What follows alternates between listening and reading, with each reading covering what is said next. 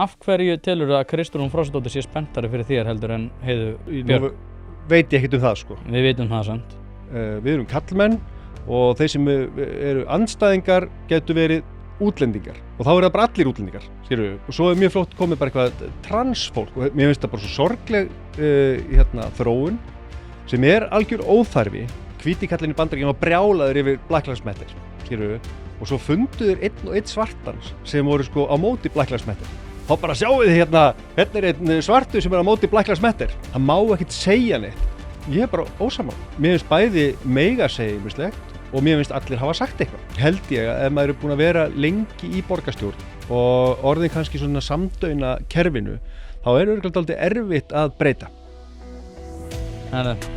Ef við ekki bara segja við sem byrjaðir. Pétur Marteinsson, hvað segirðu gott? Gott. Það ekki? Jú, lífið að fara vel með þig? Takk fyrir að bjóða mér eitthvað.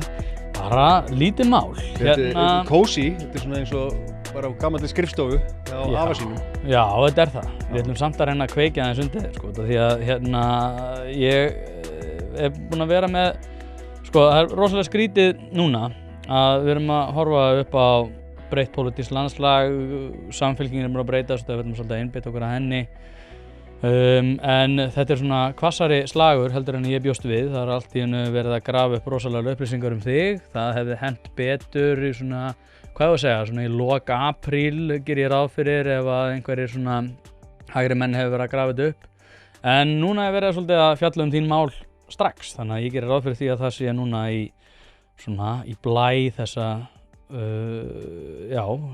baráttu núna sem að þú ert í við Heiðu Björg Hilminsdóttur. En svo við kannski bara byrjum svolítið vítt. Hvernig leggst þið þig? Leggst vel í mig. Ef ég á að vera alveg hreinskilinn þá, þetta dálítið svona kom tiltölulega hratt upp á. Og ákvörðun á mér hefur engan langan aðdraganda eins og, pólitík ekki svona plottu að maður sé búinn að vera í hálft ár eitthvað að velta þessu fyrir mér og talandi við fólk eða fólk að tala við mig. Þetta kemur upp í desember og ég að ræða þetta við fjölskyldu og vini í desember. Tek nokkuð símtöl á fólk innan flokksins og ég náttúrulega ekki búinn að starfa í flokknum, ég ekki atvinnupólitíkus og svo bara keyri á þetta þegar mér finnst mikilvægt að samfylkingin nái góðri kosningu í vor, þannig að það bara var í rauninni aðalástæðan að bjóða mig fram, þannig að það var dálítið stressandi, það það sem ég að viðurkenna núna, fyrsta vikan, bara fyrsta viðtali var flókið og hitt allt fólkið og hitta Heiðu og hitta hina frambjóðurnar. Það var alltaf svona stressandi, en síðan bara vex maður inn í þetta og nú bara stuð, sko. Þannig að þú bara sjóaði fyrir þetta viðtal. Ég fíla það. Já. Sjáum til. Fannst þér þetta pólitískt svar? Nei. Ég er búinn að hlusta á því í nokkru viðtölum. Ég var að hlusta á Chess at the Dark, ég var að hlusta á Samstöðinni, ég var að hlusta víða, kvöldfréttur náttúrulega í gær út af þessu húsmáli sem við kannski komum inn á eftir. Já. En svo höldum okkur í breiðastrókunum. Sko, núna náttúrulega og Kristrún náttúrulega gaf upp ákveðnar upplýsingar þegar að hún sagði sko að þegar hún var spurð svona þitt að þú verður að fara fram og þá sagði Kristrún bara ég náttúrulega tek ekki afstöðu til þess út af því að hann bauð mig bara í kaffi og ég bara náttúrulega bara sem sómasamleg manneski bara kem þegar fólk bauð mig í kaffi og ég hugsaði, halló, þú ert forsætisráðherra, það alveg fleira fólk sem langar að fá þig í kaffi heldur en Pétur Marteinsson, þannig að það sem mér langar að vita af hverju telur að Kristrún Frostadóttir sé spenntari fyrir þér heldur en Heiðu Björg? Veit ég ekkert það, sko. Við vitum það samt. Ég veit það. Já, ég veit það ekki, sko. Það ég hef sagt á þau, sko, þetta furðulegur aðdragandi. Það af öllum mönnum, Logi Petró sem hringir í mig. Og við spjöllum og mér þótti þetta galin hugmynd. Ég hef aldrei mátað mig við borgarstjórastól eða oddvitasæti í samfylkingunni, bara aldrei, ég lofa því. Ég hef aldrei pælt í að leiða einhver samtök í pólitík. Síðan hringir hann aftur og mjög sannfærandi og segist hún að tala mikið af fólki, margt fólk í flokknum og það sé ákall eftir breytingum og mitt nafn kom ítrekað upp. Og þá ræði þetta bara við konuna mín og dótturina og við svona erum aðeins að velta þessi fyrir. Ég verð aðeins spenntur, ég verð að viðurkenna það. Þá það ég sem tek upp símann og ringi aðstoðarmann Kristrúnar Frostadóttur og ég ringi færi símanum hjá Kristrúnu, tala við hana og það fjarri því hún hafi talað mig frá þessari hugmynd. Hún var spennt fyrir því að ég kæmi hann inn í þessa baráttu. Síðan þetta ekki meira leynimakk en það að þegar ég svona að ræða þessi mál og mjög nálægt í að ná ykkur lendingu í því að taka ákvörðun, þetta milli jól og nýárs, þá kemur Kristrún bara á kaffihúsið og þetta bara fyrir opnum dyrum. Þannig að þetta ekki meira leynimakk en það. Þannig að við spjöllum þá og það náttúrulega skipti máli að hún var ekki á móti því að ég færi í framboð. Hún taldi bara að vera gott að fá sem hún náttúrulega mikið talað að samfylkingin breiðfylking og til þess að samfylkingin ná einhverju máli í þessu samfélagi þá ljóst að við þurfum að vera með sósíaldemókratiska flokk sterkan á þingi og í borg eða sveitafélögum. Já, það er náttúrulega eitt að vilja fá sterkt fólk til liðs við samfylkingun og annað að hvetja fólk til þess að fara í oddvitaslag við oddvita sem að skila að svo verðist 30% inn í kjörkassan á kosningadegi. Það sem er náttúrulega merkilegt í þessu er að ég náttúrulega sagði þetta fyrir löngu síðan að það væri ekki séns að Kristrún Frostadóttir myndi leyfa það að Heiða Björg Hilmisdóttir yrði oddviti samfylkingarinn í borginni. Það bara einfaldlega út af ákveðnu bara svona sögulegu samhengi þess hvernig flokkurinn hefur þróast bæði undir Kristrúnu og hvernig hún hefur tekið hann yfir og tekið ákveðnu svona hröðum breytingum í honum á eiginlega alla kanta. Þannig að þó svo að það hefði ekki verið þú, þá hefði það verið einhver annar sem að hún hefði hvatt til þess að fara í oddvitaslag. Svo þetta kannski líka, þetta stærsti flokkur í landinu og Heiða hefur ekki fengið umboð ennþá til þess að vera oddviti flokksins. Dagur var oddviti flokksins, hann hættir á miðju kjörtímabili, hann tekur við hann Einar og það fór eins og það fór, klúður finnst mér og Heiða tekur við og búin að vera ár sem borgarstjóri núna. Þannig að það eðlilegt að stærsti flokkur landsins vilji fá í stærsta kjördæminu alvöru slag oddvitan, þannig að það verði alveg skýrt umboð farandi inn í kosningar. Já, það hægt að lesa þannig, en ég held aftur á móti að Kristrún sé bara út af því að Kristrún besti stjórnmálamaður á landinu og það enginn sem getur skákað henni akkurat í dag, hvorki umræðum né í öðru og þess vegna náttúrulega hún þarf að horfa upp á þann veruleika að Heiða Björg Hilmisdóttir var með 2,5% í því hvernig hún vildi sjá sem næsta borgarstjóra. Það verður alltaf spennandi að sjá svona í aðdragandanum ég veit ekki hvort við erum að tala saman 16. þessi þáttu kemur líklega út helgina, hvort það muni koma til með að vera önnur svona skoðanakönnunum. Já, ég veit ekki til þess. Nei, ég veit ekki heldur til þess. En svo við kannski bara klárum þetta mál með oddvitaslaginn og með hugmyndafræðina.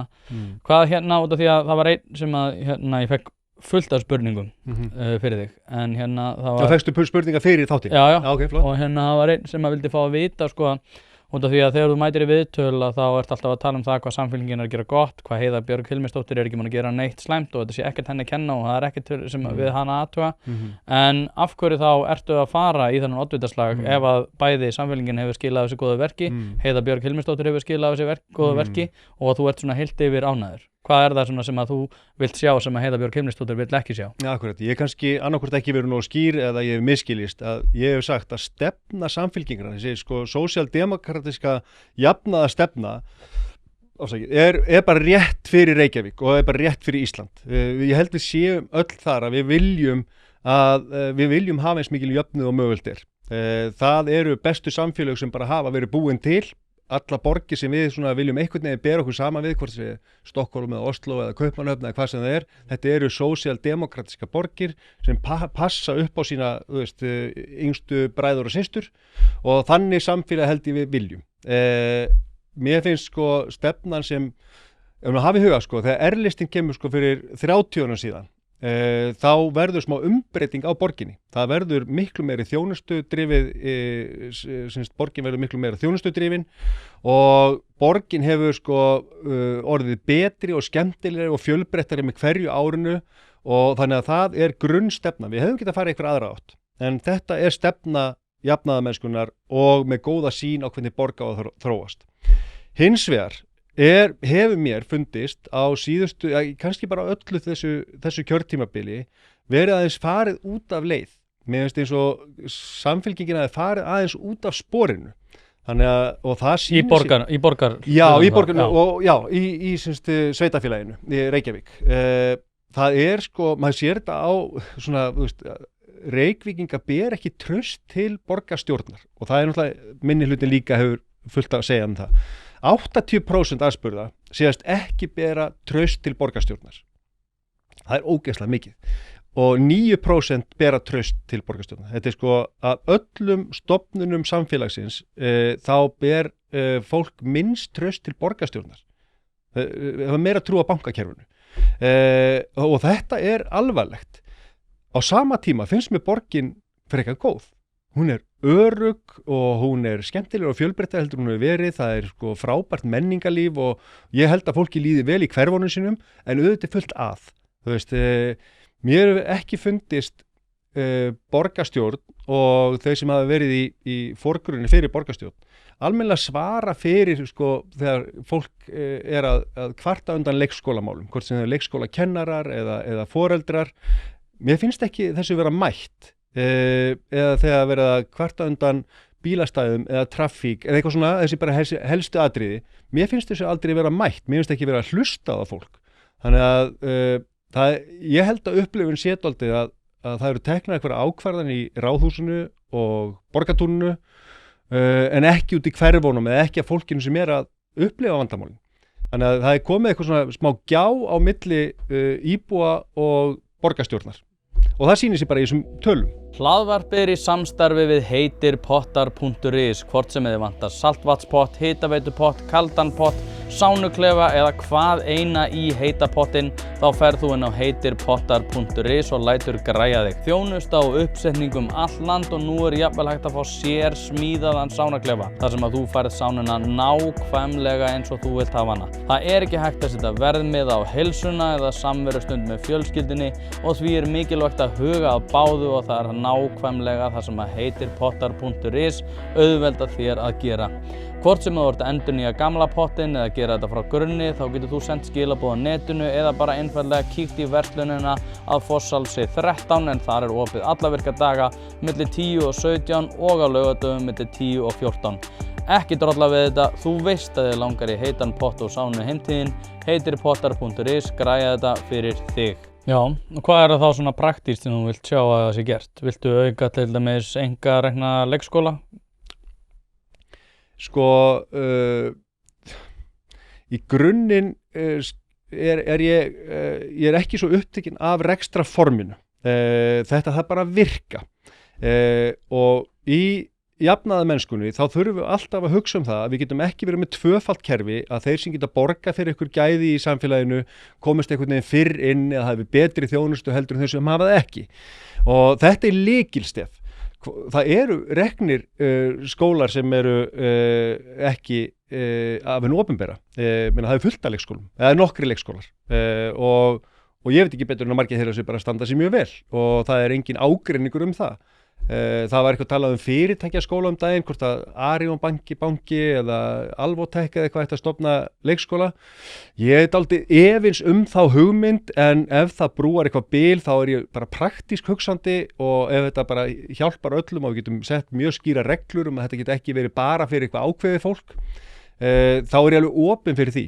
En ég ekki hrifinn að því þegar stór fyrirtæki, eins og IKEA ætlaði að byggja íbúði fyrir íbúana í IKEA, þá orðið eitthvað svona sambandi milli atvinnurekanda og atvinnuþega orðið dálítið skrítið. Þú veist, hversu háður ertu Arion banka ef barnið þetta inni í, þú veist, getur þú farið og beðið hærri laun eða getur þú kvartað undan forstjórunum.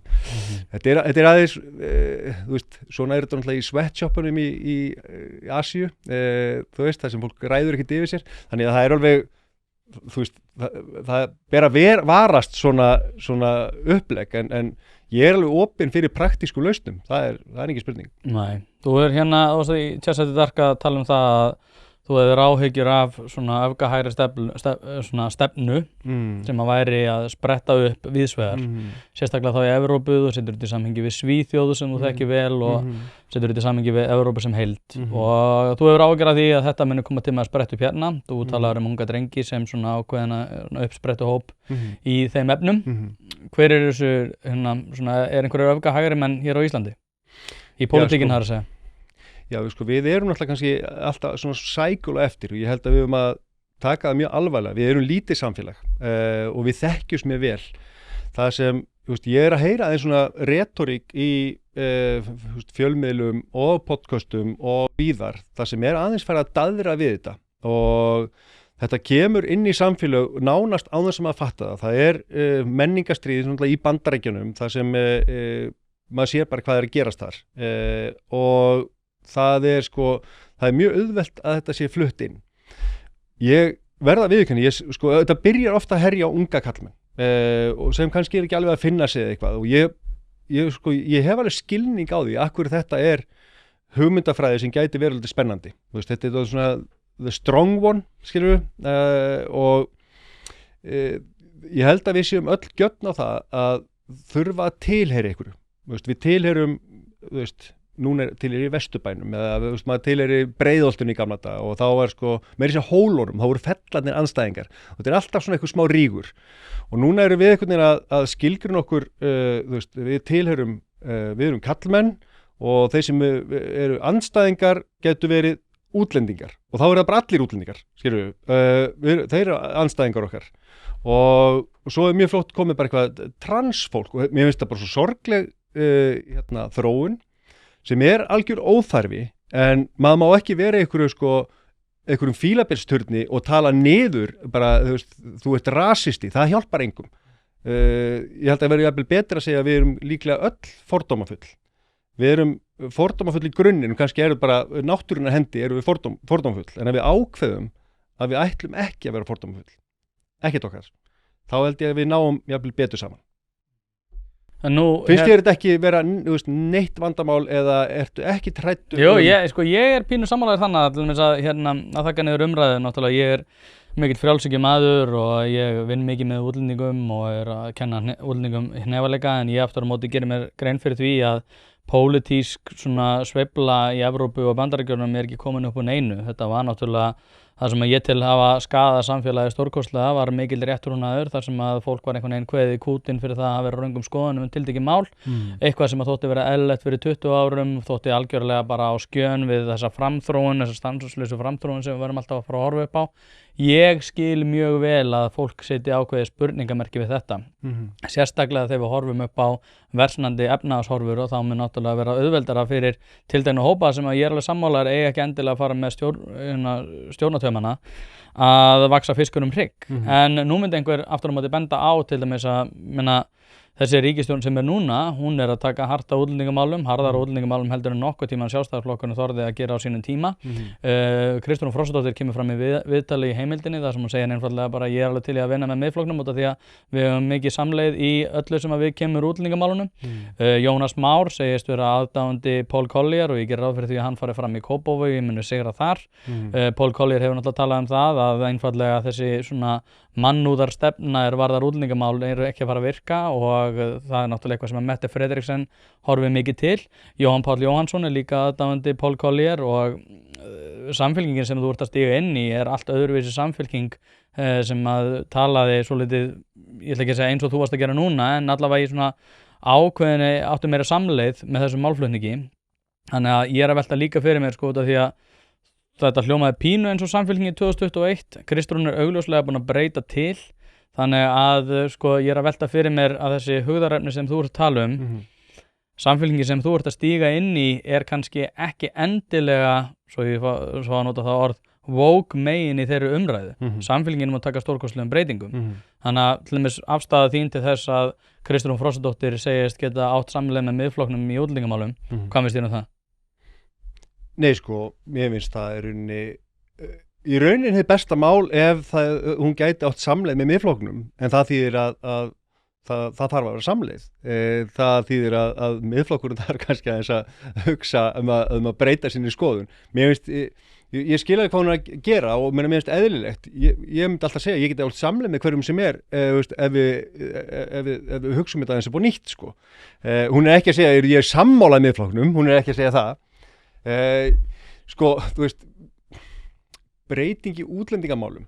Það sem ég hef verið að leggja áherslu á að við, á Íslandi í dag eru 20% fólk sem ekki fætt á Íslandi eða eru innflytjendur og það hefur verið talað illa til dæmis orðið inngilding og ég kann ekkert annað orð sem væri betra sem myndi falli í krami hjá fólki út af það þolir ekki orð inngilding en notuðu það bara samt. Inngilding sem í rauninni, það bara fólk á Íslandi, það í öllum hverfum en mjög mikið uppi Breiðholti til dæmis og við höfum séð þetta í öðrum löndum í Svíþjóð. Það eru útkverfi í Stokkhólmi þar sem þessi hópur útlendinga hafa verið sko afskipt, hafa átt erfitt með að læra sænsku, það er meira atvinnuleysi og þau komast ekkit almennilega inn í samfélagið.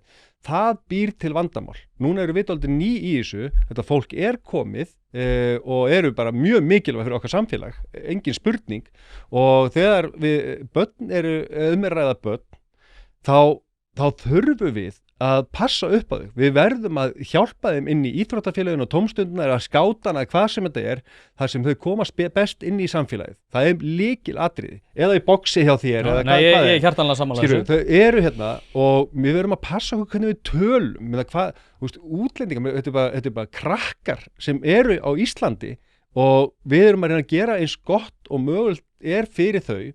Þetta getur verið eitthvað svona manngæska sem fólk tala woke, mér er alveg sama hvað það er, en er ekki betra að vera með manngæsku en þetta er langbesta fjárfestingin til framtíðar. Þau eru komin, þau eru hérna og þetta eru okkar bræður og systur í dag. Þau munu læra íslensku, þau verða með okkur í skóla, þau verða með okkur í menntaskóla, þau munu vinna við hliðina á okkur.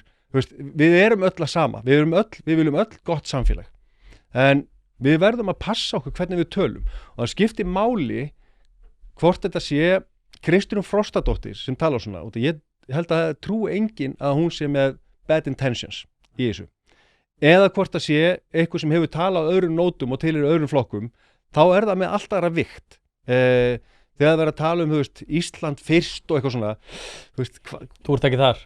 Það getur farið með derhúna hérna í Make Ísland Great Again? Nei, ég get alveg hlegið þessu, mér finnst margt stórfyndið í þessu, en þetta er hættulegt. Ég hef fylgst með þessu. Sverige demokratarnir í Svíþjóð sem eru með svona bakgrunn sem er nínasista bakgrunnur, og svo bara með árunum eru þau komnir að kemur ungu maður í jakkafötum bindi og fer að tala skólamál og hann er bara best að sér skólamál, hann bara vinnur öll debatin og núna er hann orðinn næststærsti flokkurinn í Svíþjóð og mjög ráðandi afl í sænskri pólitík, og sænsk pólitík hefur breyst heilmikið. Dönsk líka og verkamannaflokkurinn í Danmörku hefur bara breyst mjög mikið og ekki bara í stefnu, heldur í retorík, hvernig við tölum, og það er við verðum að passa það. Það er bara fullt af fólki, 20% Íslendinga eru af erlendu bergi brotið og það takit allir til sín. Ég á dóttur sem er frá Asíu, ættleidd frá Kína, og ég tek þetta, mér finnst þetta ótrúlega erfið umræða þetta lendir kannski það er svo margir sem taka þessu umræðu á rangan veg og fara einhvern veginn að vera bara á móti fólki að öðrum lit, og það held ég að sé eitthvað sem við viljum ekki, en við þurfum að ákveða, þá þurfum við að passa hvernig við tölum. Já. Er það, er ég of vók fyrir því núna? Já, örugglega. Nei, ég ætla að takast af þetta. Hlaðvarpið er í samstarfi við fyrirtæki sem hafa sett svip sinn á íslenska menningu og eitt þeirra eru Bæjarins bestu pylsur. Ég og þú vitum alveg að þegar við fáum okkur pylsu sem er ekki frá Bæjarins bestu, þá vildum við að svo væri. Það segir það í orðinu, þetta eru Bæjarins bestu pylsur. Þið vitið það, ég veit það, skellið þessu hlaðvarpi í eyrun. Farið á næsta sölustað og kaupið ykkur tvíhleypu ásamt einhverju góðu að drekka. Að kaupa eða selja húsnæði er ein stærsta ákvörðun lífsins. Þess vegna skiptir máli að hafa ekki bara sölumann heldur ráðgjafa þér við hlið. Hlaðvarpið fjallar mikið húsnæðismál og því er það í samstarfi við þá færustu í geiranum hjá fasteignasölunni Pálsson. Pálsson fasteignasala leggur áherslu á persónulega þjónustu, fagmennsku og gagnsæi. Notast er við sérstaka ferla sem að tryggja það að bæði kaupendur og seljendur vita upp á hár hvernig að þessu er staðið. Allt frá undirbúningi myndatöku til loka sölunar. Boðið upp á fría ráðgjöf og verkfæri eins og eignavakt.is sem sér til þess að þú missir aldrei af réttu eigninni og verðmat.is sem hjálpa þér að taka upplýsta ákvörðun verð. Heimsæktu pálssonfasteignasala.is og fáðu þína persónulegu ráðgjöf strax í dag. Og þegar þú notar orðið inngilding sko, sem náttúrulega síðasti bókstafur DEI, eða Diversity, Equity, Inclusion, þetta inclusionið. Og ég held að þetta hafi komið sko upphaflega úr fræðum Michelle Alexander, sem byggir sér á því að inngilding eigi að vera hugsuð það að þeir sem að koma til einhvers lands eigi ekki bara aðlaga sig að þeim gildum og viðmiðum sem að fyrir hendi eru, heldur að samfélagið eigi einhvern veginn að koma til móts við þau gildi sem að voru viðhöfð í því landi sem að þau koma frá. Og ég hef alltaf haft horn í síðu þessa hugtaks einfallega út af því að það sem ég að velta fyrir mig til dæmis þegar við erum að taka á móti einstaklingum eins og ég hef gert í boxinu, fólki frá Afganistan. Hvað það í afganskri menningu sem að við ættum að inngilda inn í Ísland? Ég held að það sé sára fátt sem að við viljum sjá. Sama gildir jafnvel ef ég tek bara auðveldara dæmi. Indland. Ég hef eitt árið af mínu lífi á Indlandi. Ég elska Indland og ég elska Indverja og ég elska matinn, elska verðar. Það aftur á móti þannig að ég gerir mig grein fyrir því að við tækjum á móti 200.000 Indverjum og þá myndum við breyta Íslandi og dýnamíkinu mjög hratt. Það ekki hatur gagnvart Indverjum að segja að ég ætla ekki að fara að inngilda indverska menningun í íslenskt samfélag. Það einfaldlega eitthvað sem bara praktískt óeðlilegt og eitthvað sem að fólk mikið á móti. Þessi svona sveifla sem vorum að tala áðan, ég held að hún sé töluvert flóknari því að þú talar útlendingar sem svona heildarmengi, en aftur á móti þú talar ég gera það í rauninni ekki. Nei, okay. það mikið gert hins vegar. Þú talar þessi 20% mikið og 20%. En aftur á móti þá eru náttúrulega margir útlendingar eins og Pólverjar, Litáar, Eistar og fleiri sem eru hérna komnir, sem eru með miklu harðari skoðanir í útlendingamálum heldur en nokkuð tíma við. Þannig að það sem ég verið að segja, þetta miklu meira menningarlegs afbrigðis heldur en við. Það allir gangur á því. Það alltaf gangur á því, að sjálfsögðu. Við erum öll bara misjöfn. Við erum misjöfn. Líka fólk sem hefur fæðst annar staðar. En þess vegna hefur mér hugnast hugtakið aðlögun út af því ég held að það sé eitthvað sem við höfum úr að móða sem jákvætt. Ég held að inngilding, ég held að þess vegna var ég með svona smá fyrirvara á hún. Ég veit að það er búið að tala illa þetta og ég veit alveg þessa skilgreining á þessu. Þetta kemur frá enska orðinu, það sem hjálpar. Bara því ég flytt til útlanda, ég búið í nokkur löndum og þegar fólk áhugasamt Ísland, það spyr mikið Ísland, þá uppfyllist ég eitthvað svona bæði þjóðarstolti en ég á sama tíma finnst ég vera nær þeim, hvort sem það Englandi eða Boston eða Svíþjóð eða Noreg eða hver sem ég búið, þá leið og fólk hefur áhuga á mínum kultúr, þá finnst mér nálgastu. Það að hafa áhuga á sýrlenskum eða afgönskum kultúr eða indverskum og bara spyrja og finnast þetta áhugavert. Við erum 2026 núna og heimurinn náttúrulega breytast og mun áfram breytast og að vera eitthvað harður á því að íslensk menning sé einhvern veginn bæði uník, sumt uník og aðalega tungumálið, en það getur verið meiri munur á mér og þér í skoðunum og í lífinu og bara hvernig við lifum lífinu, hvar við búum, hvaða sjónvarpsþætti við horfum á, hvaða bækur við lesum, hvaða músík við hlustum á, heldur en mér og marakóskum vinum mínum sem horfir á sömu þætti og ég, les sömu bækur og ég, þannig að við erum að búa til þennan distans svolítið mikið. Þannig að það alltaf us and them og þessi retorik þín áðan var dálítið þar og ég held við þurfum ekki að gera þetta. Ég á vini á Blönduósi sem eru miklu nær mér í skoðunum og svona bara lífsfílósófíu heldur manneskinn sem býr næsta húsi við mig. Skilur við hvað að fara? Við erum alltaf að búa til þetta og ég held sér ríkt í okkur. Ég held jafnvel að sé mikilvægt að búa til þess að tilheyra, til þess að líða vel með hver maður er. Þá þarf maður að hafa með eitthvað andstæðing. En auðvitað verður hvíti maðurinn sem býr við hliðina á mér aldrei andstæðingur. Hann er öss. En Marokkóin sem er nýkominn inn í fjölskylduna, við verum aðeins að hafa smá varnagla á honum. Já. Þetta ríkt í okkur. Já, ég einmitt að vinna með einum frá Marokkó, hann góðu vinur minn, sem að alltaf svona að færast samt sem áður lengra til hægri. Já. Í þessu metnum. Hvað meinur? Bara hann með meiri svona varnagla gagnvart því hvernig í rauninni samfélkingin hefur talað almennt séð útlendingamál og hann myndi kjósa samfélkingana í dag held ég út af þeirri stefnu sem þeir að taka útlendingamálum. Ég skil, það hefur verið skrifað bækur þetta og þetta er alveg sjónamið en þetta er klassísk rök okkar sem kannski erum hrædd við stöðuna. Þetta er eins og í Black Lives Matter.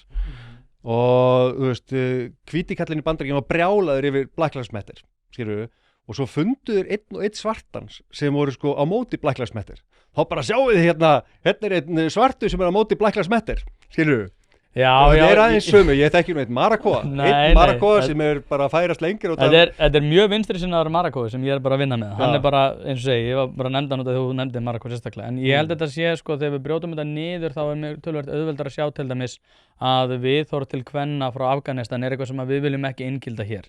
Ég held að það sé bara miklu meira það sem að fólk ég verði mjög grófur núna. Kottum að okkur hefur tekist ágætlega að vera vondi við konur, sko. Þú getur ekki líkt þessu tvennu saman. Það er svakalegt. Auðvitað ekki. Kultúrin í þessum löndum er nei, auðvitað ég er ekki að gera það. Nei, fólki sem kemur hingað, sko, þú veist, fólk sem er að flýja frá þessum löndum kemur hingað. Hér eru lög, hér eru reglur. Hér, þú veist, að sjálfsögðu eiga hér að vera lög og reglur og að krakkarnir eiga að fara í sund og krakkarnir að fara í leikfimi. Auðvitað eru reglur hérna mjög skýrar og fólk sem kemur til okkar ánáttúrulega að vera bara hluti af því. Og það á enginn að þú veist, konur eiga að vera á vinnumarkaði eða vilja og svo framvegis. En það er að segja, sko, þú veist, fólk sem kemur hingað kemur, þú veist, þetta eru múslimar og þau eru frá Sýrlandi, Afganistan, þú veist, bara, þar hafa konur það hræðilegt. Það hafa hommaða hræðilegt, allt rétt, en þau eru komin hingað, þau voru að flýja þetta ástand. Við skulum ekki reikna með því að þau séu á sama stað. Nei, en við hefum líka bara að gera ríka kröfur að þeir séu ekki á sama stað. Sammála. Já, ok. Þá eru, sko, það er ótrúlega fyndið, ég fekk ótrúlega margar spurningar, ekkert ótrúlega margar. Nei, útlendingamál, sem að þú ætlar að taka afstöðu til og ég var svona, já, það er ekki. Þetta er borgarstjórnarkosningar, sko. En allt frá vinstri sinnuðum aðilum, en ég held að sé aðalega út af því þetta með heimildina og Kristrúnu í þeim efnum, en við ætlum ekki að festa okkur í því. Það var allt, fólk sem er ósammála mér. Ertu ekki gjarn að fara í þessu viðtölum minna? Ertu ekki gjarn að dettin í vókið? Ég er bara alltaf. Ég náttúrulega til bara réttrúnaðurinn sé endur og upp af alls íls. En hvernig finnst þetta spjall hérna? Finnst það mjög skemmtilegt. Ég er nefnilega, sko, út af því að það sem að þú ert, sko, þú ert mjög áhugaverð breyta út af því að þú ert svolítið woke og það er allt í góðu. En aftur á móti þá ertu aðili Kristrúnar inn í þessar kosningar og ég veit að Kristrún þolir ekki vókið. En aftur á móti þá er náttúrulega þessi tvískipting samfylkingarinnar sem er svona Dags B. Eggerts megin og Heiða Bjargar Hilmis, ég veit ekki alveg nákvæmlega hvað er staðsett hana, en þú ert hins vegar í hinum hópnum sem að vera mjög áhugavert að fylgjast með út af því að Kristrún er bara að taka yfir flokkinn með réttu að ég tel út af því að hún er besti stjórnmálamaður á landinu og hún getur gert það sem henni sýnist út af því að fólk veit að ef hún dettur úr flokknum að þá dettur svolítið vindurinn úr seglunum. En mér finnst bara, sko, út af því að vókið var einhvern veginn eignað samfylkingunni, Pírötum, Vinstri grænum og fleirum. Samfylkingin er ekki vók í dag. Jóhann Páll Jóhannsson er ekki vók og ég veit það alveg. Ég held að honum finnst þetta bara mjög mikið vera einhver helberi della sem að fólk er ofta að segja sem er vókið. En svo aftur á móti þá skil ég alveg þessi sjónarmið það að vilja ekki kasta barninu með baðvatninu þar sem að þú ert einmitt, skilurðu, ákveðin bara réttindabaráttu og allir segja bara fáið eða þú ert að tala fyrir jákvæðum mannréttindum og eitthvað þannig. Þannig að ég tel alveg að það sé líka eins og við búum að gera svolítið í Bandaríkjunum þar sem þeir eru bara að fara inn í háskólana og segja að allir séu viðbjóðir og þurfa að drulla sér út og fleira þannig. Þannig að þessar svona absolutt sveiflur, mér hugnast þær ekkert heldur, sko. Nei. Akkurat var spurning í þessu. Nei, bara við erum í spjalli. Nei, akkurat, einmitt.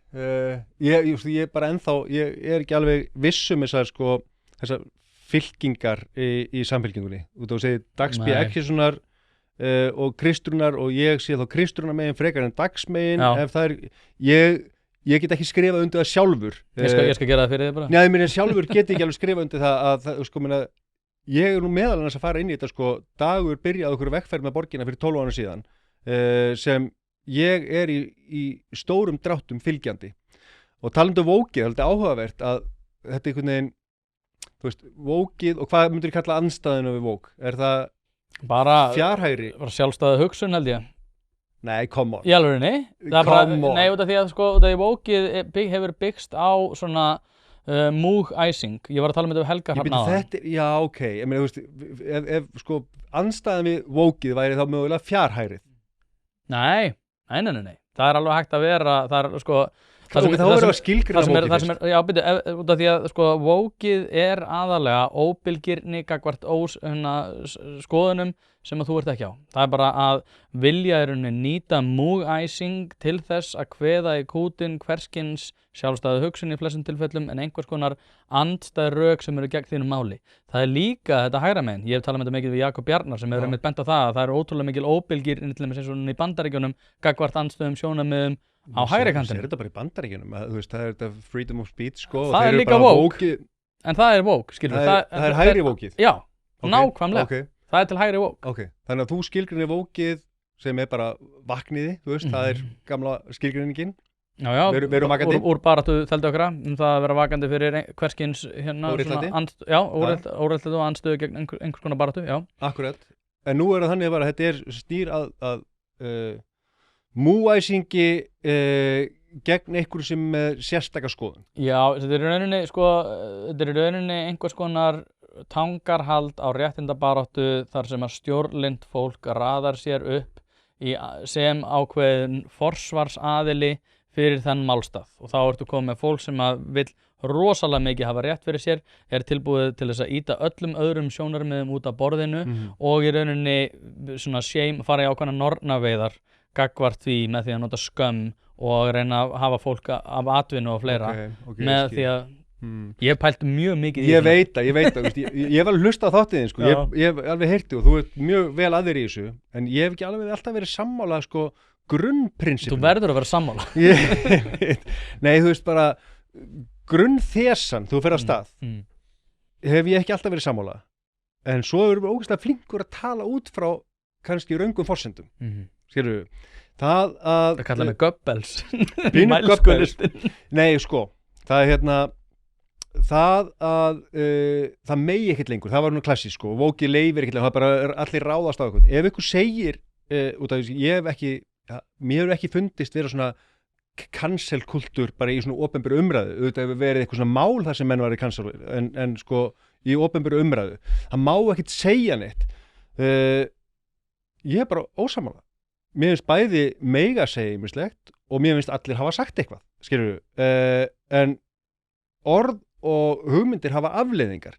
Þannig að ef þú ert, notum þetta bara þetta eldfima orð, bara rasisti eða eitthvað, og þú segir eitthvað, eða bara, nei, tökum annað dæmi, bara eins og Stefán Einar daginn, hana Nönnu. Mátti hann segja þetta? Já. Má ráðast á hann fyrir það? Já. Er vókið að ráðast á hann? Já, þetta var vókið sem var ráðast, eða svona fólk sem er réttrúnað megin. Býtu, má ekki alveg láta hann heyra það? Jú, hann var okkur, hann ætlaði að segja brandar sem klikkaði örugglega, eða bara, þú veist, já, allan að, mér sjálfsagt að sé sagt á móti þessu, en þá einhvern veginn það upplifað sem eitthvað vók og hann megi ekkert segja neitt. Ég skil ekki, það bara, hann sagði eitthvað, það kannski náði vel inn til margra og fullt af fólki kannski hlóða þessu og finnst það skemmtilegt, en svo voru fullt af fólki móðgað eða finnst það ósmekklegt. Þetta er bara eðlilegt. Ég bara hata þetta alltaf þegar það fer þessi múgæsingur í það að reyna einhvern veginn að kveða fólki úti með því að kalla ógeð og þetta út. Líka þegar Þórður Snær það kom upp hérna mál hans með þýska stálið það hvernig hann hafi verið að tala konur. Hver til dæmis afstæðan þín til þess? Myndirðu segja það sama? Þú nefnir Stefánuna sérstaklega. Núna myndi einhver segja hérna já, Þórður Snær og hann var hérna fyrir einhverjum árum með þýska stálið. Já, var það bloggið hans? Já. Nei, ég bara fylgdist með þessu núna fyrir kosningarnar. Þetta kemur upp, komur þetta ekki upp hjá Stefán Einari? Jú. Já, kemur upp og mér finnst sjálfsagt að hann svari fyrir þetta. Hins vegar þetta orðið langu tími, það hefur ýmislegt breyst, það hefur verið talað um mig sem sjálfstæðismann. Það er kannski eitthvað spurning að vera eftir. Nei, það meina sjálf samfylkingin. Ég var á lista þegar ég kom heim úr atvinnumennskunni, þá var ég á lista örugglega svona einhver celebrity status á einhverjum lista 2009 og fólk hefur verið svona að velta fyrir sig hvort ég sé í alvöru jafnaðarmaður og það er bara fínt, það er bara mjög gott. En ég var sjálfstæðismaður, ég hef breyst, samfélagið hefur breyst, lífið hefur kennt mér ýmislegt, ég bjó í útlöndum og kynntist lífinu, ok. Þannig að ég get alveg sagt, ég er ekki sá sem ég var þá. Hann hafði skrifað eitthvað fyrir mörgum árum, skilurðu, sem ég held að hans í fyrstur að viðurkenna hafi verið mjög ósmekklegt, hvort að hann þurfti að líða fyrir það eða ekki. það bara hans hvort að hann vilji taka hennar slagið ekki ég átta mikið á því sko. Nei, en þú veist ég bara hati þetta allt og ég man að hægri menninni voru líka pirraður út í mig og ég tók upp hanskan fyrir Þór Snæ og sagði bara hann á ekki að hætta, þetta bara algjört della, mér finnst þetta allt óþolandi. Ég er mjög harður á mínum prinsipum í þessu. Til dæmis núna þegar Guðbrandur Einarsson, þegar við erum að tala hérna saman, þá var hann að segja af sér fyrir það að hafa ætlað að kaupa sér vændiskonu fyrir 16 árum. Og ég held að hann sé sko líka bara bindindismaður, var örugglega pissfullur þarna í einhverju rugli. Og ég hugsa bara menningarlega, þá hata ég þetta. Ég þoli ekki bara þegar einhver skýtur upp á bak að við séum fyrir strax í það bara, ok, hvernig ætlar hann að hætti vinnunni, hvernig ætlar hann að missa lifibrauðið og þetta er svo sjúkt mentality sko. Já, burt sér frá þessum dæmum sem við erum að nefna núna, þú veist, opinberi eða semst kjörni fulltrúar, þú veist, ef þú ert að fara að kjósa mig og meðalans út af þessu viðtali, þá myndi einhvern veginn hafa einhverja mynd af mér og það kom upp einhver mál og þú veist, getum við treyst fólkinu og eina sem við höfum í höndunum er bara einhvern veginn saga þessa fólks og ef einhver hefur gert eitthvað af sér þá lítur það að lita hvernig fólk hugsar hvaða afstöðu hann hefur í mál, ákveðið mál skilurðu, þannig að þetta hefur alveg ég skil alveg þú bara, heyrðu, fyrirgefum þetta allt bara fuck it, þetta er bara búið og gert heyrðu, ekkert endilega. Hlaðvarpið er í samstarfi við fyrirtæki sem að veita úrvalsþjónustu og eitt af þeim er Alvöru Bón. Við skulum bara vera hreinskilin, ef þér þykir vænt bíliðinn þá lætur þú gera þetta almennilega og það er nákvæmlega sem Alvöru Bón gerir. Ferð með bíliðinn, hvort sem það eru alþrif, djúphreinsun, mössun eða hvað eina, þá skellur þér á Alvöru Bón og lætur degra við bíliðinn. Farðu inn á vefsíðuna og tryggðu þér 10 tíma klippikort, þá þarftu bara ekkert að vera að pæla í þessu. Alvöru Bón, kíkið á þetta, þið verðið ekki fyrir vonbrigðum. Að kaupa og skipta dekk hefur aldrei verið einfaldara. Drífa.is er í samstarfi við fjölda dekkjaverkstæða og er alhliða lausn þar sem að þú getur flett upp þínum bíl með því að skrá inn bílnúmerið og keypt dekk í þeim verðflokki sem að hentar þínum bíl best. Nú ef þú ert í vafa dekkjastærðir þá getur þú einnig tekið mynd af dekkjunum þar sem að vefþjónustan staðfestir þetta allt við þig. Þetta kann að hljóma of einfalt til að vera satt en svona er þetta nú samt. Einnig er boðið upp á sérþjónustu þar sem að dekkjabíllinn kemur upp á dyrum, umfelgar, skiptir dekk og hann jafnvægi stiltur á staðnum. Eins og ég segi þá hefur þetta aldrei verið einfaldara og nú er tíminn eins og við vitum öll. Skelltu þér inn á drífa.is og fundu bestu dekkjaþjónustuna sem hentar þér. Þetta er endilega eitthvað þú veist búið gert en ég meina þú veist bara þegar við erum komin í einhver svona skýta komment á netinu eða brandara sem að lendir hjá sumum, þykir sumum misheppnaður, skilurðu, og þykir ógeðfelldur og eitthvað þannig má ekki gera grína útlindi kvenna. Ricky Gervais kemst upp með þetta en næsti maður ekki. Það var það sem ég ætlaði að segja. Ricky Gervais, ég var að horfa hérna á stand-upið hans í gær. Hann segir svakalega hluti. Var að segja allir mis að þeir sem að væru sko rasískir barnaníðingar væru verstir. Út af því að þeir væri ekki tilbúinu til þess að þeir væri alltaf að aðgreina svörtbörn og hvítbörn, skilur sjúkur brandari, en ég er svona... Hann kemst upp með það? Hann kemst upp með það. Ég hugsa að Sigmundur Davíð myndi ekki komast upp með þennan brandara. Nei, hann skettir sér bara klaustur og segir hann það. En hérna, svo komum okkur aðeins út úr bókinu, það er aldrei ég sem að slekka á umræðinum, en hérna, svo festust ekki í henni. Hérna var líka með þessar fjárfestingar sem þú varst í og talaði aðeins um þetta. En það var einn sem maður vildi fá að vita sko því að þú komst þér svolítið einkennilega frá þér þannig í fréttum þegar þú segir sko að þú hefur aldrei hægt að græða á þessu verkefni og að maður hugsar hver fer út með 42 milljónir í verkefni sem hann ætlar ekki að græða á. Meina, þú veist, já, kannski kemur þetta afsnar út. Ég ætlaði ekki að fara út úr þessu, ég ætlaði að gera þetta, skilurðu.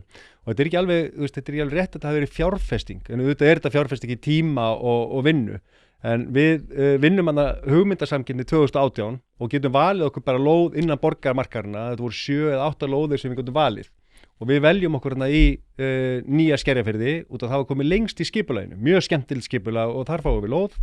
Fáum lóðavilyrði og það er talið 2019-2020 þá verður byrjað í lóðaframkvæmdum og við getum fengið afhenda lóðina til þess að byrja að byggja 2020. Þannig að við byrjum að ráða til okkur arkitekta og verkfræðinga og við erum bara 3, einn ungur arkitekt með okkur og verkfræðingur.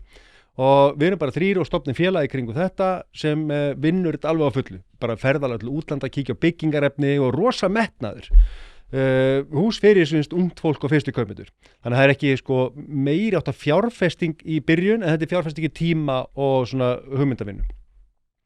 Gott og vel. Og svo þegar þetta bara gengur ekki, þú veist, það er bara þvert á það sem er búið að lofa, það var eitthvað kærumál út af umhverfismati á staðnum á lóðinni og síðan bara dregst þetta út af Isavia og ráðherra og borgarstjóra. Þetta er bara girðingu og eitthvað dót. Já, eitthvað flytja girðingu, það er búið að lofa okkur því að við erum búin að borga fyrir lóðina, við erum búin að borga fyrir byggingaréttin og búin að semja við Reykjavíkurborg nákvæmlega hvað íbúðirnar mega kosta og hversu stórar það eru og þetta hefði verið geggjað verkefni fyrir ungt fólk. Það sem ég meinti var að ég vildi ekkit hætta við þetta, en ég hef búin að vinna í þessu í rúm 5 ár og nokkurn veginn launalaus. Ég er bara að borga sjálfur með laun og bara fyrirtæki mínu, ég fæ engin laun, það er enga tekjur úr þessu verkefni.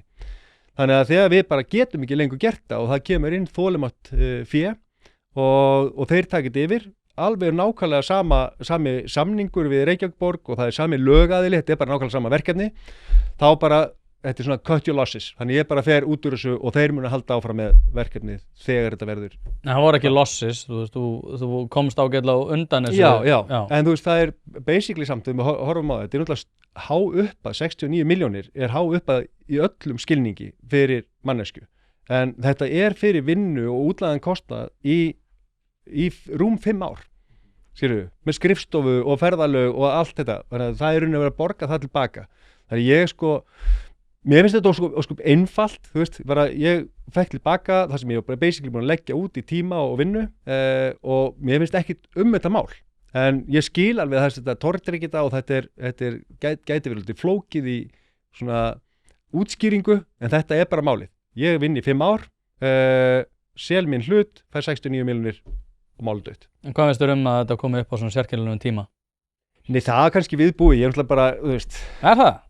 Já, þetta er ekki svo skrítið en það er gert tortryggilegt og þetta kemur rétt fyrir prófkjör. Ég gerir kannski einhver mistök í þessu, ég er að tala þessa uppbyggingu sjálfur, skilurðu, dálítið mikið. Ég er að tala menn hluti af ástæðunni, ég vil einfalda kerfið og létta á þessu bákni sem Reykjavíkurborg er.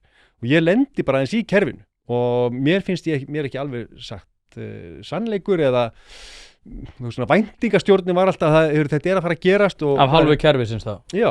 Og ég hugsaði og ég er búin að vera í mörgum öðrum verkefnum þar sem ég hef fundið kerfið þungt, erfitt og stundum eins og þessi ekki unni með atvinnulífinu eða einstaklingum. Gott og vel, þannig ég er búin að tala þetta og það var alveg viðbúið eitthvað myndi byrja að skoða þetta, en ég hefði bara að koma út með þetta strax, en ég er bara nýr í pólitík, ég er ekki atvinnupólitíkus og líti ekki á mig sem pólitíkus ennþá. Og vonandi aldrei en þú veist hvað ég meina bara ég hefði kannski bara komið með þetta strax og það hafði viðbúið að þetta er skoðað en þú veist þetta hefði ekki verið skoðað og verið ekki prófkjöri núna? Nei, það er málið en ég fer í prófkjör og Morgunblaðið skoða þetta og Heimildin skoðar þetta og það næst ekki í mig, það er bara brjálað að gera og ég er í úthringingu núna þannig að það hefur ekki náðst í mig. Þannig að þetta er bara ákveðin lærdómur. Lærdómur er kannski aðalega bara, vertu proaktív og bara settu allt út strax og svaraði helviti símanum þegar fjölmiðlar hringja. Er einhver skita sem þú vilt opinbera hérna þannig að þú sért á undan storminum? Nei. Þú hefur lifað.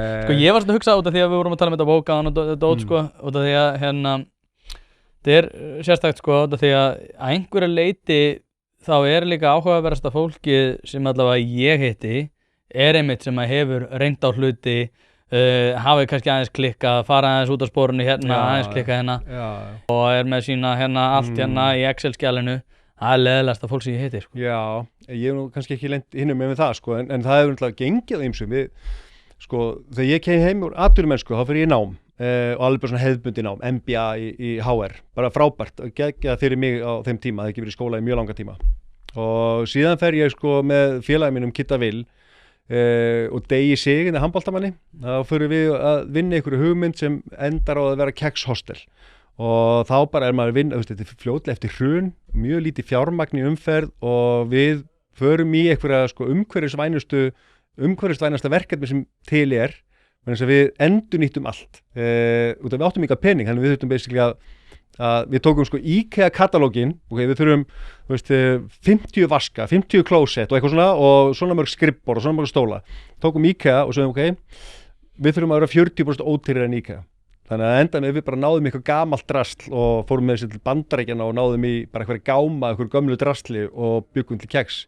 komum að keksa það Já, geggjaður staður. Já, var ógeðslega, flottur sko og þannig að sko við erum þar og það erfiður rekstur til að byrja með, við erum eitthvað social hostel og veitingastað og eitthvað gym og tónik, allt svona frekar skrítið sko. En svo bara gekk það vel og við förum í annan veitingastað, hann nafnlausi pizzastaðurinn. Það líka hvað við tökum við einhverju heimili eða húsnæði á Hverfisgötu sem hafði nú áður verið kvennaathvarfið og breytum því í Dill-restaurant sem síðan fær Michelin-stjörnu og nafnlausi pizzastaðurinn og Mikkeler & Friends, svona bjórstað uppi. Í hrun og svo þetta einhverja aðra staði líka 2014 þá fer ég í Keks Hostel og allar götur ég að vinna ég að stofna fyrirtæki í Reykjavík og sem öll háð einhvern veginn samþykki í borginni þannig ég bara upp á í Borgartúni að tala við heilbrigðiseftirlitið og byggingafulltrúa og slökkviliðið og til þess að fá þessu leyfi ótrúlega seint og svifaseint. Þú segir nú að vera frjálshyggjumaður. Svíþjóð, sósíaldemókratíska himnaríkið. Ég var að hjálpa félaga mínum í fyrra að opna kaffihús í Stokkólmi. Og hann bara, þú gert þetta oft, hvað maður að huga að og svona. Og ég segi að þú verður að tala við heilbrigðiseftirliti og senda fyrirspurn þangað inn og svo að búið til aðaluppdrætti og senda inn til byggingafulltrúa og hann bara byrja stoppa aðeins. Hvað meinarðu? Já, þú verður bara að vera í góðu sambandi við þau og fá svör frá þeim áður en þú setur inn umsókn. Nei, ég bara með blað hérna.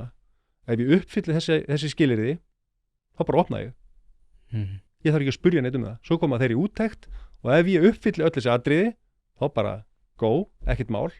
Ef ég klikka á ykkur, þá lokaði starfum og ég fá heavy sekt. Þannig að ábyrgðin öll á rekstraraðalunum. Skilurðu? En við einhvern veginn erum að dreifa ábyrgðinu með Reykjavíkurborg og mörgum sviðum, mjög svifaseint. Þarna held ég séu tækifæri til þess að einfalda kerfið. Já, í grunninn erum við að banna áður en við leyfum sko. Það var leyfum frekar, meðan Svíar að leyfa þangað að banna. Já, pínu þannig. Í Svíþjóð, bara pæliði, demokratíska landinu. Já, nei, og ég meina það fullt af jákvæðum hlutum sem að eiga þessi staðallum eins og ég rekstri í Svíþjóð og ég meina, ég talaði við Kristján Ra hérna sem hefur náttúrulega verið mikið í Svíþjóð og ýmsum rekstri og hann var að mynda að segja svona áþekkar hluti og þú ert að ræða hérna. Já. En hérna, sko, þú ert peningamæður og braskari og hérna sem gott, ég meina það þarf braskara til þess að leysa alls eins og læðingi hérna, en hvað það þá fyrir ykkur peningamennin og braskarana sem að þú vilt sjá betur fara í, því ég sammála öllu þessu og ég náttúrulega tala við ekki við byggingaraðal og það sem vilja byggja sér eigið hús og annað þetta ótrúlega svifaseint og þetta lélegt og það fjármagnskostnaður sem að verður af þessu sem að gera þá vöruna sem svo ending og kaupum miklu dýrari. Já, og bara að færi eitt vegg eða eitthvað heima á sér. Þetta rosa ferli að fara í gegnum. Og þetta eykur líka verðbólgu. Já, það getur kannski gert það að lokum sko. En þetta allt svolítið flókið og svifaseint og ég held að fólk upplifi, bæði fólk sem eitthvað að sækja eitthvað í velferðarkerfinu eða hvað sem að þetta þungt og svifaseint og flókið. Á að vera einfaldar og fólk á að upplifa að borgin sé að vinna fyrir þau ekki, á mótið þeim. Já, eða bara ekki vera fyrir mér kannski þú ert allar að vera frjálshyggju megin í lífinu, þetta alltaf að koma þú ert að komast inn í nýju samfélningu, ég heyri það alveg að þér en hérna, sko, ef við tölum aðeins meira þessi praktísku atriði, sko, þú talar að þessi svifaseint, við erum komin með HMS sem átt að vera svona one stop shop, mikið til fyrir þetta, það hefur ekki alveg tekist vel til með leyfisveitingaferðlana ef ég skil hérna byggingaraðila rétt og svo þessi leyfisveitingamál hjá borginni sem hefur að gera með rekstur. Ætlar að fara þessa sænsku leið? Ætlar að bara svolítið að ryðja þessu úr vegi, bara ætlar bara að láta ykkur í friði, ef þið ekki með þetta í lagi þá fáið þið sekt og við lokum staðnum ykkar en hafið þetta bara í lagi og þá erum við góðir. Já, mér finnst áhugavert að skoða það. Sko... Það var náttúrulega frækt með hana kaffihúsi og Laftkastalanum sem lentur náttúrulega í stórkostlegum vandræðum við það, eitt að fá vínveitingaleyfi og líka leyfi fyrir rekstri og eitthvað þannig. Já, ég búinn að fá nokkuð símtöl frá rekstraraðilum í borginni sem að endurnýja rekstrarleyfið. Það getur vel verið eitthvað flækjustig á baku sem ég þekki ekki sko. En það hefur tekið marga mánuði að endurnýja rekstri, þau í rekstri og ætla bara að halda áfram í rekstri og það hefur tekið marga mánuði. Nú þekki ég ekki dítelina í þessu máli, ég hef fengið hins vegar símtöl þar sem hefur kvart undan hvað þetta flókið. þarna sko, held ég að ef maður búin að vera lengi í borgarstjórn og orðin kannski svona samdauna kerfinu, þá örugglega dálítið erfitt að breyta. Ég held að einhver nýr aðili með fersk augu og bara glöggt gess augað eigi ekki betra með að þú veist, velta við einhverjum steinum og skoða hvar hægt að einfalda kerfið. Hvar þetta hagræða fyrir fólk og til þess að gera þjónustuna betri. Þjónustan á bara að virka. Þetta sko, þú veist, íbúar Reykjavíkur eru pirraðir ef eitthvað virkar ekki. Ef snjórinn ekki mokaður, ef ruslið ekki tekið, ef það ekki búið að sópa göturnar, þá fólk pirrað. Og það ekki óþarfi að koma sér í þessa stöðu. Þannig að þessi hluti þurfa bara að virka. Ég hjartanlega sammála. Ég sko held að það líka á þetta því að þú varst að tala um þessa samfélagslegu tortryggni, vantraust. Ég held að það hafi miklu meira með þetta að gera, bara þú veist, ef við tökum til þess bara snjómoksturinn, bara hafið þetta bara í lagi. Já. Ég nenni ekki að hlusta á einhverja dellu með einhverja verkefna handbók sem mögulega að fara að vera ítt úr vör þegar að næsti spretthópur hittist og svona bara, mókið bara helvítis götuna, sko.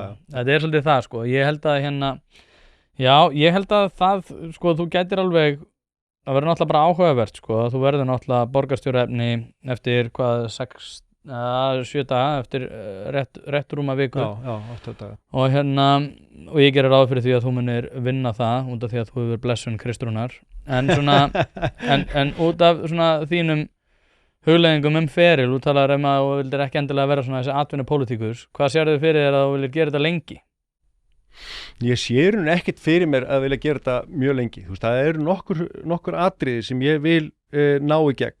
Fyrsta að ná eitthvað svona trausti við borgarbúa og ég held að sé ógeðslega mikilvægt að traust íbúa Reykjavíkur aukist til borgarstjórnar allrar. Að borgarstjórn virki dálítið, þetta náttúrulega allt öðru heldur landspólitíkin, þetta risastórt húsfélag. Við erum 130-40 manns í Reykjavík og við sem erum kjörin inn í borgarstjórn erum bara saman í þessu. Við hljótum að geta náð, þú veist, meiri svona liðsanda til þess að bæta úr þessu. Það hefur verið, sem sagt, Reykjavík hefur verið svona tölu niður í mjög langan tíma. Þú veist, Reykjavík á mörgulegt á frábærum stað. Hún miklu skemmtileg. Þegar ég ungur, borgin bara grá, óspennandi og leiðileg. Hvernig eru húsin á litin í dag? Já, þessi nýju hús eru mörg grá, sko. Þú veist, fullt af nýrri uppbyggingi góð, sko. En við erum, þú veist, bara, ég er að vinna með fólki, mjög mikið af fólki af mörgum innflytjendum, allstaðar frá, mikið frá Austur-Evrópu, en allstaðar frá. Og þau elska Reykjavík. Þeim finnst Reykjavík algjörlega meiri áttar. Og fyrsta náttúrulega bara, þetta örugt. Þú veist, þetta miklu öruggar heldur borginna sem þau koma úr. Þannig að það bara rosalega frelsi að geta bara labbað götur Reykjavíkur og verið óhulltur. Og svo bara menningin, þau geta að fara á tónleika eða inn á bókasöfnin og þeim finnst það bara að vera frábær borg og svo nýta þau borgina og borgarrýmin miklu betur heldur en ég og þú gerum. Þú veist, þau eru að fara út í maí í dúnúlpum með teppi og hvítvín og taka piknik. Þú veist, þekkjur einhvern Íslending sem gerir það? Já, ég hef nú alveg gert þetta. Ok, vel gert. Ég samt viðurkenni, ég er ekki jafndulegur og ég vildi. Hlaðvarpið í samstarfi við fiskhúsið.is. Fiskhúsið.is heildverslun fyrir veitingamenn sem vilja það ferskasta og það besta fyrir sína kúnna. Hvort sem það fyrir veitingareksturinn, hótelreksturinn, mötuneytið eða hvað annað, þá ferðu inn á fiskhúsið.is til að sjá það gríðarlega úrval sem að strákarnir hafa upp á að bjóða. Ef að þú vilt hið ferskasta og hið besta, þá gerir þetta sjálfsögðu almennilega, ferðin á fiskhúsið.is. Það ekki til sú spurning sem að strákarnir hafa ekki svarið við, þannig að enn og aftur fiskhúsið.is til að fá ferskasta og besta fiskinn á landinu. Mér finnst þau alltaf vera bara einhvern veginn skellir hlæjandi, bara hjólandi borgina, fara á tónleika hér og þar. Mér finnst það bara skemmtilegt, áhugavert að þú veist, þau sem ekki að fylgjast kannski með fjölmiðlum og hvernig umræðin borgina, finnst borgin meiri áttar. Ég held að getum lært að þeim. Já. Var þetta vók? Nei, þú heldur alltaf allt sé vók. Nei, þú heldur það. Nei, ég held aftur á móti þetta sé afturhald, eða hefur haldið okkar aftur töluvert. En þetta alltaf að koma hjá okkur núna, eins og segi, bara það að þú sért að koma, þá jafnvel þó að þú sért full vók fyrir minnsmekk, þá held ég að þú sért ekki ofvók fyrir samfélkinguna, þannig að ég held að þetta sé alltaf að koma hjá okkur, sko, hægt og bítandi. En þú veist, já, ég kannski, út af því að við tölum þetta vók, sko, ég meina, hefur til dæmis út af hún nefndi Stefáninnar, hann var hjá Sölva Tryggva og hann sagði þinn stað, Kaffivest, að strax og að erlendir hælisleitendur myndu koma til með að vera hérna í kringum Kaffivest, að þá myndi allt í einu þú og Gísli Marteinn og fleiri vera rosalega mikið. Já, veistu, þetta svo... En þetta gerði samt á Grandavegi, þar sem að þá var allt í einu, heyrðu, við verum að fara í grendarkynningu, við verum að fara í þetta fólk á ekki heima hérna, þegar það átt að vera í Jóðell-húsinu. Þannig að þetta ekkert fáránleg gagnrýni, þú veist, ég og þú búum í Vesturbænum, það rosalega þægilegt fyrir okkur bara hérna, hvað þessar rasistar hérna á Reykjanesinu, bara algjörir hálfvitar sem alltaf kvart yfir því og svo þegar þetta kemur allt inn í bakgarinn okkar þá erum við bara, nei, ég vil nú ekki sjá eitulega mennina eða hælisleitendur en eina hérna í mínu. Nei, þú veist, þetta er mjög þekkt dæmi bara í borgarskipulagi sem heitir NIMBYismi. Nákvæmlega. Og það sko, við elskum breytingar nema þessu breytingar í okkur.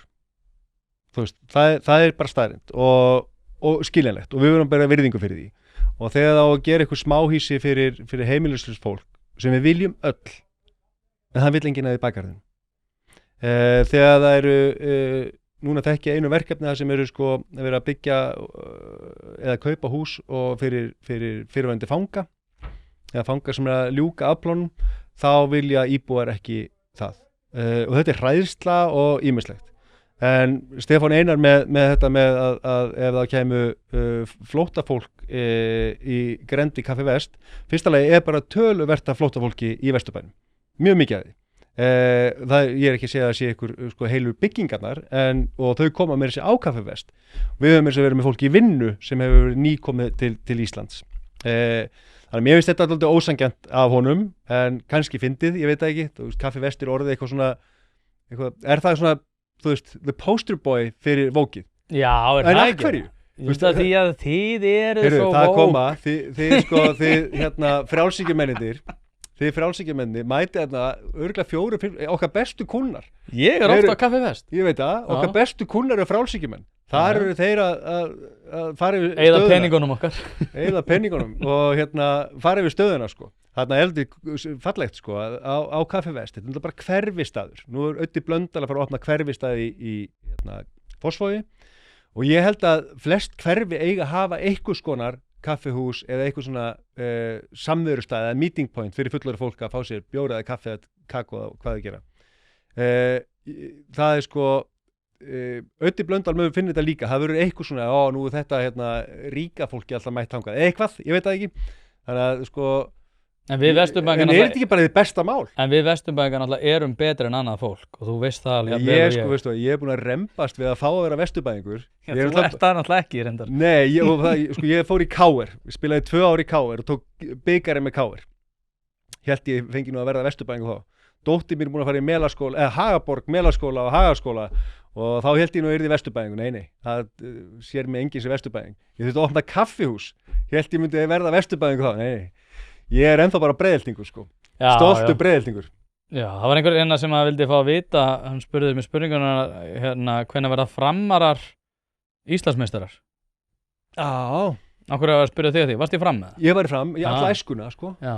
Þú veist, ég er úr Breiðholtinu, þannig að það hefur verið eðlilegast að vera í leikni, við byrjuðum í leikni félagarnir sko, en þá, ég held að það ekki verið 7. flokkur, en við vorum að æfa með kannski bara 5-6 árum eldri strákum sko, og það bara gekk ekki upp, ógeðslega margir strákar á æfingum, þannig ég tekst vinni mína með og fórum í fram, tökum alltaf strætó niður í fram og á alveg dásamlega æsku í fram, þú veist, ég hugsa þetta fólk sem var hérna í framheimilinu, Siggi Sjoppa og Dóri Dungur og hérna allir þessi aðilar, þau bara óla okkur jafn mikið upp eins og foreldrar okkar. Við vorum alltaf þarna, dásamlega, þannig að mín minning og æska í fram er frábær. Nú er fram bara flutt upp í Úlfarsárdal, ég þekki ekki stjórnarmennina, þannig að ég er ekkert með mikla tengingu við fram og ég er svona aðeins meiri káeringur í dag.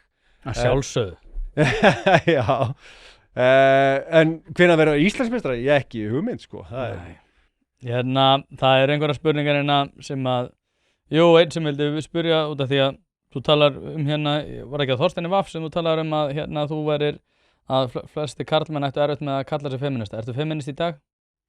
Já, sko, ég hlustaði svona á viðtal við Þórhildi Þorleifsdóttur sem svona rammaði inn aðeins, ég var aðeins í vandræðum með að segja að ég væri feministi og það var eitthvað svona identity dót, bara hvernig getur ég feminist, ég er bara jafnréttismaður og þegar hún segir bara að í rauninni allt samfélagið, bara allar götur, bækur voru skrifaðir og hérna af mönnum, námsefnið var skrifað af mönnum, hús og borgir og allt var hannað af mönnum, konur voru aldrei spurðar og síðan þetta, þú veist, kynbundna ofbeldi sem við þekkjum og kona mín að rannsaka svolítið mikið og meðan sko það hallar aðeins á, þú veist,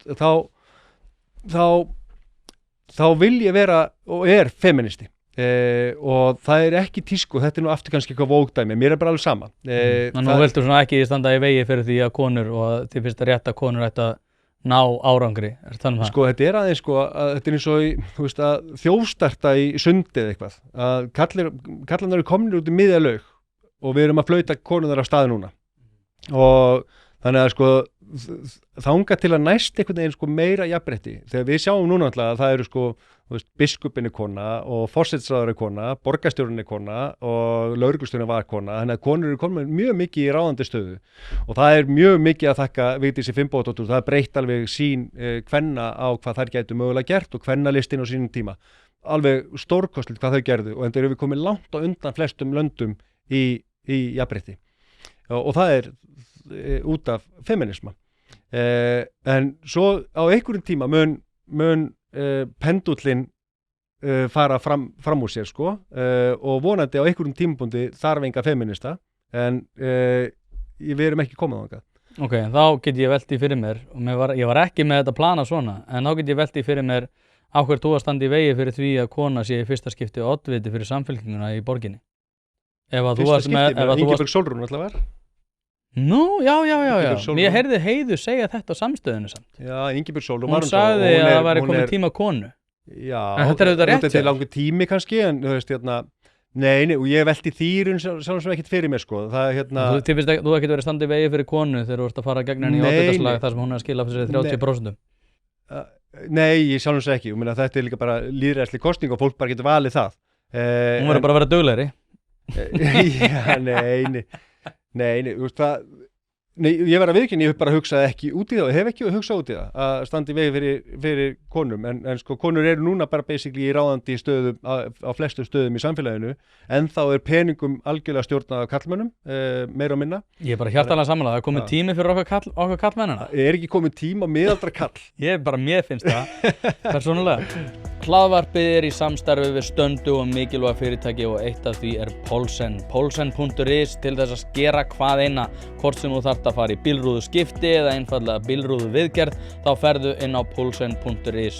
Ef það er stjarna í framrúðinni þá bara bókaru tíma á heimasíðunni, ferð með hann og hann er tilbúinn samdægurs. Ekki vera með stjörnu í bílrúðinni, Poulsen.is. Láttu græða rúðuna strax í dag. Hlaðvarpið er í samstarfi við Happy Hydrate. Steinefni eru orðin mikilvægur þáttur í mínu lífi og ég er ekki einu svona að grínast, ég er að nota þessar vörur í alvörinu. Það er ástæða fyrir því að þessir kassar hérna eru tómir.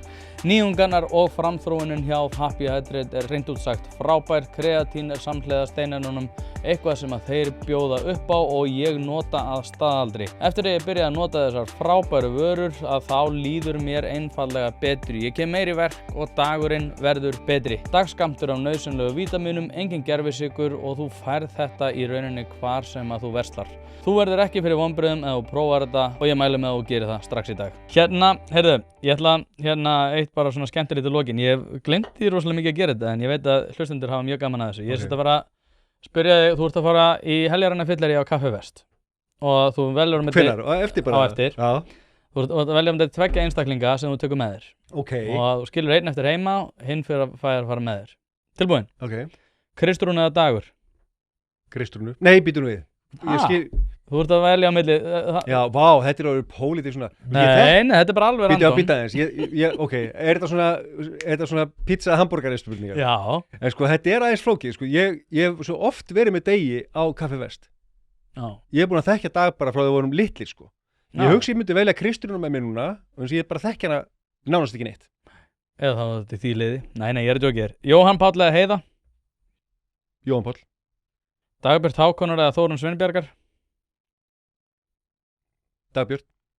Sabínu Leskop eða Guðmund Andra? Ég væri til að kynna Sabínu. Já. Hún er satt hætt í Samfylkingunni, út af útlendingamálunum. Já, við þurfum að ræða málin. Já, það er ræða málin. Óli Kjaran eða Dóra Björt? Ég hugsi að fara í Dóru Björt. Það er að ræða aðeins málin. Ekki? Jú, við þurfum að fara aðeins yfir stöðuna. Þið geti gert það. Herðu, við ætlum Þú verður með. segja þetta gott. Ég er alveg til í að koma. Ég er skráður í Samfylkingu núna. Já. Ég var ekki að láta þetta fylgja. Það var félagið minn þegar var verið að hvetja fólk til þess að kjósa. Þá skráði ég mig til að kjósa. Og ég er búin að, síminn er ekki búin að ringja þegar að skrá mig út og aftur. Já, það er 17 frambjóðendur sko, þannig að allir að ringja. Nei, þú verður að taka þátt og ég er bara hvet fólk til að taka þátt. Ég meina þetta er, þú veist, prófkjör finnst mér svo sko, skemmtileg svona lýðræðisveisla. Þú veist, það er auðveldar að velja fólk inn á listana út af það eru færri sem kjósa. Skilur við, þannig mér finnst sko atkvæði skipta meira máli í prófkjöri heldur en í kosningunum á lokum. Skilur við.